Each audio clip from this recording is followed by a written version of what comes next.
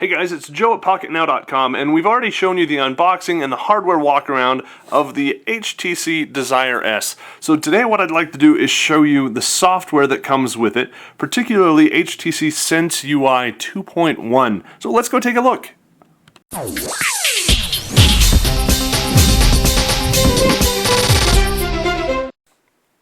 Alright, before we get started, another big thank you goes out to our friends over at Negri Electronics who have graciously offered up the use of this device so we could run a thorough set of reviews on it. Now, this is an HTC Sense UI device, just like any other HTC Sense UI device, except that it is running Sense UI version 2.1. As evidenced by this right here, it's also running Gingerbread, the latest version in fact, 2.3.3, which is really, really cool. Now, let's get back into this. Just like any other Sense UI device, it's got Sense widgets. It's got the nice HTC dock bar down at the bottom with your app drawer, with your phone, and with your personalize button, which is now a little painter's palette and paintbrush. It still has animated widgets, and it still has proprietary widgets. Now, by proprietary, I mean you can only run these widgets like Friend Stream, like this cool weather widget and whatnot on an HTC Sense powered device with HTC Sense set as the launcher on the device. Now you can go ahead if you like, for example, Launcher Pro or ADW Launcher or whatnot, you can go ahead and install that and use it and it'll work just fine, but you're not going to have all of these cool transitions and animations and whatnot like you see here. So what's different about this phone than any other? It's really just an incremental upgrade. HTC doesn't like to go out and make a lot of radical changes to their OS or to the apps that come with it. So it's pretty much everything that you have become used to, just polished a little bit more, more smooth. For example, here's the app drawer, and it's divided up into these three sections now: downloaded, frequently used, which I really, really like. That I think should become standard on every Android powered device. If I have 1,000 apps in here but I only use 10 of them, I don't want to have to sort through 1,000 to find one of those 10 that I use. So that's where my frequent apps come into play. But if you want to see all of them, here you go. Now, one of the things that I like about the Samsung TouchWiz UI is that it's paginated. Now, what I mean by that is you launch the launcher, and usually on Android, it's this huge list that you just flip through, and it goes on and on and on and on and on and on and on. And unless you're watching, you don't know where, if I look through this whole thing and I know what I want isn't on that screen, then I go to the next screen, and, well, is it on that one? Well, there aren't really screens. It's just a row, a row, a row, a row. And it gets kind of confusing. Well, TouchWiz has a horizontal pagination. So you view one page of icons, really, and you flip to the next one, and you view another page of icons, and you flip to the next one, and so on and so forth. It's a little bit hard to get used to for somebody who's used an Android-powered device in the past, because usually you've got this vertical scrolling going on. Not really pagination, but scrolling. So when you pick up a Samsung device and try and use it, it's kind of jarring to not be able to use it just right away. You've got to rethink how to use it. Not difficult to do, but just one of those little hiccups. Well, this is HTC's take on that. So here is your app list, and if you scroll down, you'll notice I've got this little bar right here. You see that little horizontal rule? If I let go, it will snap to that, and now I'm looking at another full page. If I scroll some more, it will snap up, and I'm looking at another full page, and on and on. I even have a little indicator down here on the side that roughly tells me where I am in my pages. So very nice. I like that quite a bit. Again, frequently used is very, very nice. I'd love to have this on stock versions of Android as well, but very well done, HTC. So other than that, there's not an awful lot that I can show you as far as what software comes with it, because it is all HTC Sense stuff. It's great. It's wonderful. It comes preloaded with Adobe Reader. It comes with their own version of the Chrome web browser with some new benefits and features. Let me go ahead and fire that up really quick. So it just looks really nice. You don't have any more of these plus minus zoom in, zoom out, because they're focusing on the pinch to zoom and whatnot. Since you do have Flash pre-installed, you can very easily tap to load up the flash stuff, and it looks like I'm not going to be able to do that on this one to show you really easily, but you've got flash right there inside your browser. The camera is probably where they put the most work into. Now, I know it's a camera. What does it do? It takes pictures, right? Well, let's take a look at this. Go ahead and pull over my T-Mobile G2. It'll be my spokesmodel for the day with its fingerprinty stuff. And let's say I want to take a picture of that. Well, normally, if I can get glare out of the way, normally there's something called shutter lag. If I touch this to take the picture, I have to wait a second before it takes the picture. This is immediate.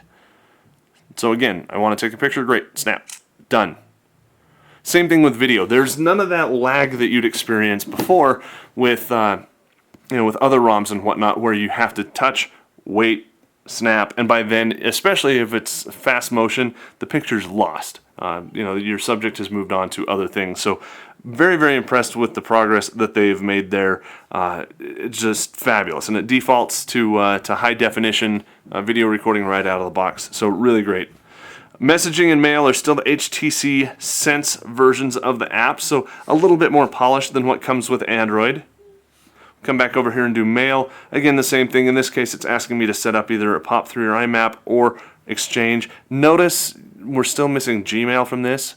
They don't really have a Gmail feature for that. You'd use POP3 or IMAP. Most of the time, Gmail is an IMAP client. So you just connect to it that way, or use the Gmail app, which is what I've ended up doing, because Gmail isn't real email, but that's a whole topic for another day. Just to kind of close that thread, though, it's a threaded conversation rather than traditional email, which is one in, one out, one in, one out. So lots of different stuff. Of course, you've got the other widgets. In fact, let's go ahead and show you some widgets over here. I'll get to a blank screen, and I can't. So we'll just tap and remove, and we will tap and choose widgets. Now, one thing that HTC is doing is they're removing an awful lot of the apps and widgets that come preloaded with their device, and they're doing that so that you can go out with your HTC.com account or HTCSense.com account and download more stuff, whether that's widgets, whether that's apps, whether that's whatever. Now, I can't do that because I don't have my SIM in the device right now, but it's very easy. It gives you a list that you can select from and download very, very fast. You can see down here it's categorized. This is an Android widget, this is an HTC widget, HTC, yada, yada, yada. So basically the same widgets that we're used to. I'm not familiar with the FM radio widget, but I am familiar with the FM radio app, so we'll go ahead and add that. And if I have my headphones, which you do have to have headphones, because that serves as an antenna. So here's my my Android headphones, and that's all they are, it's just my headset. But now I've got that antenna in there, I can now come in here, we'll choose which widget style we want. I like that first one, so, I already had it on there. Anyway, so what it'll do now is it'll scan for the next radio station that it finds. And it's passing a bunch of them by for some reason. But anyway, if we wanted to stop and listen to the radio, we could. And then, of course, if we want to turn it off, we just hit the off button. So just very easy like that. There we go. It's turning on now. And we can drag this all the way out here. So there's my station. You can see I've got full stereo on it. I've got this little FM radio icon up at the top, and I'm even getting some information about the song that's playing there on the radio. So kind of cool. Lots of cool stuff that you can do. We'll go ahead and turn that back off, and then we're back looking at the widget. So really kind of neat, cool stuff. Alright, so here are a few programs that don't come with the device, but will help show you what the device can do from a software standpoint. So first of all, I want to run speed test. Now, this is an edge-only device on my carrier, and especially since I don't have a SIM in it, so I'm just going to run through an 802.11n speed test. And we're going to wait for that to pop up. While I'm doing that, this is running, it's got full HSPA on it, so it should be a very fast device if you've got the right bands to cover it. But it's also powered by a 1 gigahertz processor with 768 megabytes of RAM, so quite a bit. Now, with my internet, this is a very good speed. I usually get about 15 megabit per second down and about 3 megabit per second up, so you can see I'm doing really good there. Let me go ahead and toggle this over to megabits just so it's easier to see. We'll run a second test. Ping rate is really low, which is good. There's not a lot of overhead with the Wi-Fi or the radio built into the device, but again, about 15 megabit down and over 4 megabit up, so very, very good there. Obviously, I'm not going to get that if I walk outside and do this test over Edge, but you know, that depends really on where you are, where Wi-Fi is a little bit more standard, especially home Wi-Fi. So next, let's go ahead and run Linpack Pro. And again, we're doing this just so you could see how fast this device is going to run stuff. So over here you can see we've got 41.502 megaflops, took about 2 seconds to run, all kinds of cool stuff. So for those people who follow Linpack and know what these numbers mean and are really interested in them, this makes a lot of sense. For everybody else, just normal casual users like you and I, there's not an awful lot to see. Just there's your numbers. Okay, so we got a few of them run. Next, let's go in and run Quadrant. Quadrant takes a little while to run, so we're going to go ahead and run a full benchmark on this, and we'll see what the ending result is in just a moment. So here are the results of my test. Right now it's testing at about 1210 for some reason, which seems a little bit low. But again, these are just benchmarks to get some numbers from. The Nexus 1 running Android 2.2 is up to a little bit higher than that. But it's still testing really nice and really fast, right in the same range as the other 1 gigahertz power devices, and quite a bit higher than the standard HTC Desire and the standard Nexus 1. Let's go ahead and run another app now. Run SmartBench and get those numbers. And the reason we provide these benchmarking numbers isn't to say, hey, this device is faster than this other device, but it's so you can know relatively how fast your device is going to run certain applications. Calculating pi, for example, is a good way to test its math and whatnot. But let's let the test run through and we'll see what the scores are on SmartBench 2011. Alright, so when interpreting SmartBench 2011 results, you have two numbers to look at. In the green is the productivity index, and in the red is the games index. Productivity is what you're looking at if you're just a regular business user who doesn't play a lot of games, and of course, if you do play a lot of games, you want to look at the games index. So over here we're at about 1003 for our productivity, and 1288 for our games index. Now, compared to these next devices, these are super high-end devices. It looks like, you know, the Desire S isn't all that great, but it is. This device is not meant to be a super high-end gaming rig. This device is really meant to be like the Nexus 1 replacement. And I mean, look at this.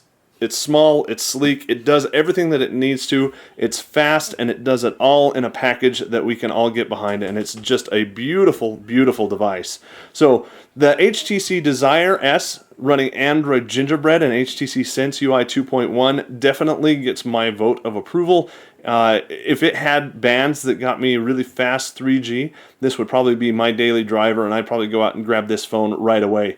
If you want to grab this phone right away, you can do so over at Negri Electronics. Head over to Pocketnow, and we will give you a link and current pricing on it. Know that might change as time progresses, but we'll go ahead and give you all the information that you need to go ahead and pick one of these up for yourself. So if you're in Europe or Asia especially, this device is going to be fabulous, and if you don't need super high speeds or have the 3G bands that this phone supports, you'll love it. It's absolutely wonderful. So again, thank you to Negri Electronics for showing this device to us and letting us play with it for a week or so. We appreciate it a lot. For Pocketnow, I'm Joe Levi.